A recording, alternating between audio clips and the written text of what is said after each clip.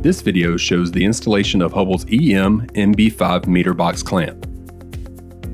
The meter box clamp comes packaged with a gel-filled black boot and tie wrap. Hold the clamp with the main tightening bolt unscrewed enough to hook beneath the drip cap of the meter box. Locate the clamp on either side of the box between two welds. Locate the wedge under the edge of the drip cap with the prongs on top of the box. Tighten the bolt to 20 inch-pounds. Do not over-tighten. Secure ground wire in appropriate hole. Tightening to 20 inch-pounds.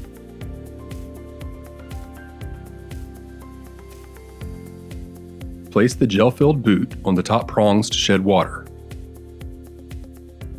Secure the boot with the tie wrap. Please contact customer service for more information.